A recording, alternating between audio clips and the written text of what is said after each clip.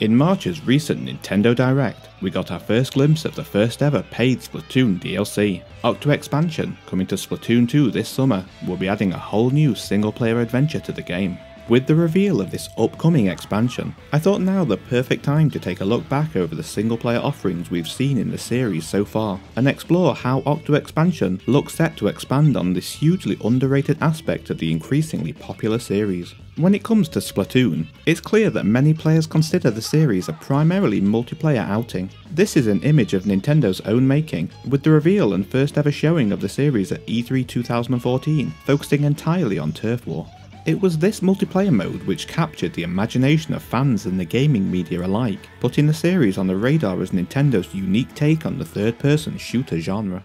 The story of Splatoon's single player starts with its surprise reveal in 2014's November Nintendo Direct. Up until this point, there was no indication that Splatoon was anything more than a multiplayer game. This was the final announcement of the Direct, and certainly garnered excitement in the Nintendo community, showing that Nintendo wanted to create not just a new multiplayer experience, but a more comprehensive franchise around Splatoon's unique premise. This trailer showed off exciting and new enemy designs in the form of the Octarians, alongside promising platforming elements, madcap bosses, and a whole host of unique ways to play, making full use of Splatoon's unique ink shooting and swimming mechanics. As the months wore on, excitement built for the game's release, and a dedicated direct in early May 2015 pushed this anticipation to its peak, though once again the focus was firmly on the multiplayer experience rather than the single player, with only 4 minutes of this 33-minute direct focusing on the Octo Valley single player mode.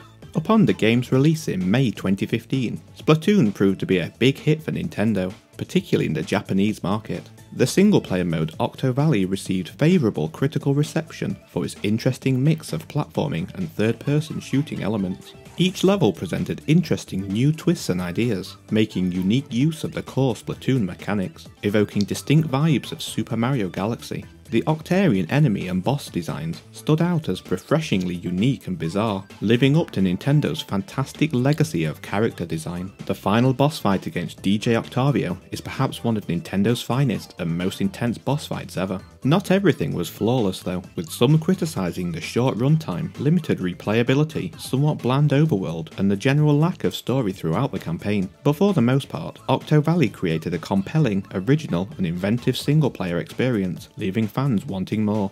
When combined with the incredibly popular online multiplayer, this first title undoubtedly placed Splatoon firmly into the pantheon of the Nintendo family of franchises. Sadly though, while initial impressions for the single player mode were positive, Octo Valley soon faded into some degree of obscurity, being overshadowed by the much more popular online modes. This likely wasn't helped by all post-release updates being focused upon the online modes rather than Octo Valley, ultimately meaning a sizable chunk of players never delved into this unique single player adventure. Concerningly, at this time, it seemed even Nintendo considered the single-player mode more of a training ground to learn the ropes of the game rather than a major element of the series.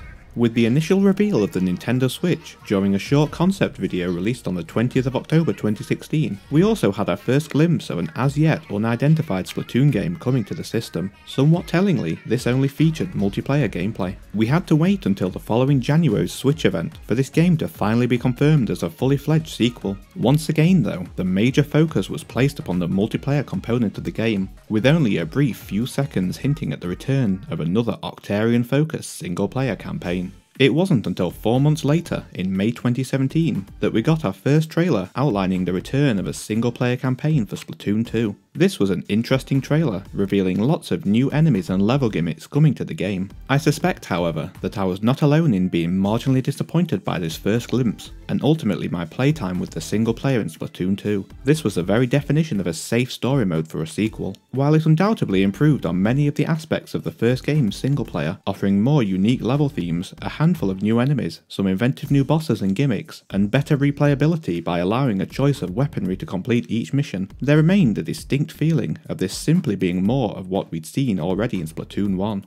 The original game's single player had been forgiven for its lack of character and story, since it was without a doubt a later addition by the development team, but to see these same problems recurring in the sequel left many fans lamenting what could have been. These general feelings of mild underwhelm were rife within reviews. Many bemoaned the story mode for playing it safe, with the same overall themes and structure, rather than reaching beyond the foundations established in Splatoon 1 to springboard the mode into a crazier and more unique adventure. For these reasons, once again Splatoon 2's single player mode has drifted into the background behind the competitive and cooperative multiplayer modes.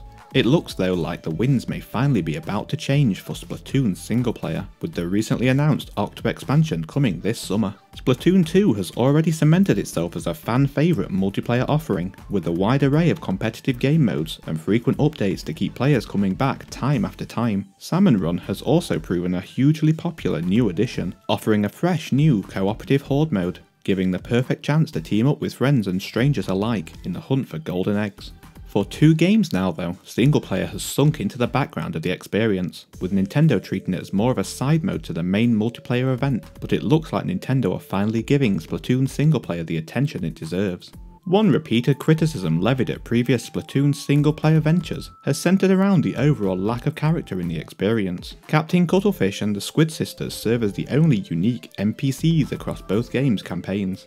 And while Octarian enemy and boss designs are unique and interesting, the overall experience can feel a little repetitive given the mission-based structure and no true narrative to push you forward. The similarity of Splatoon 2's single player to the original compounded these problems, but it looks like things might finally be about to change. The Octo Expansion trailer revealed a whole host of new and unique deep-sea dwelling characters, a much grittier subway locale, and perhaps most excitingly, the promise of a more thorough exploration of the lore of this world. Octo Expansion looks set to build on the solid campaign gameplay of both Splatoon 1 and 2, but also push far beyond them, both in terms of scope and scale. Even from this first trailer, it's clear that this adventure includes far more personality and character than previous campaigns. We've already seen countless hints of the grittier tone this new campaign strikes. With the promise of 80 shady underground test facilities, it's clear we'll be enjoying a fascinating first foray into the twisted depths, exploring eerie locales never before seen in the world of Splatoon. It's clear that the game's designers and developers have been given free rein to push this unique, deep-sea theme, giving us truly unique and interesting ideas for new levels, both aesthetically and thematically. Most obvious though are the edgier and somewhat unnerving new character designs, which underline just how unique an adventure awaits us in these murky depths. It would be rude of me to not also give a knowing nod to a fellow blobfish. Even the trailer music evokes a sense of foreboding thus far unexplored in the series. Perhaps most cleverly, Nintendo have finally given players who've never felt the need to play through the single player a truly compelling reason to dive in. Awaiting those who complete Octo Expansion is the promise of playable Octolings for use in Splatoon 2's multiplayer modes, meaning more people than ever will be compelled to play through this single player adventure. As a huge fan of the franchise, Octo Expansion is an exciting new announcement. This is the chance for Nintendo to give Splatoon 2 the ambitious story mode many fans had hoped for, and finally propel single-player Splatoon onto the same podium as the hugely popular multiplayer Splatoon experience. The stage is set then, Octo Expansion simply needs to stick the landing. Thank you so much for watching. If you enjoyed this video, be sure to like it and subscribe to be the first to see new videos every Friday. For more Blobtendo, follow me on Twitter @Blobtendo and share in the comments below whether you're excited for the upcoming Octo Expansion.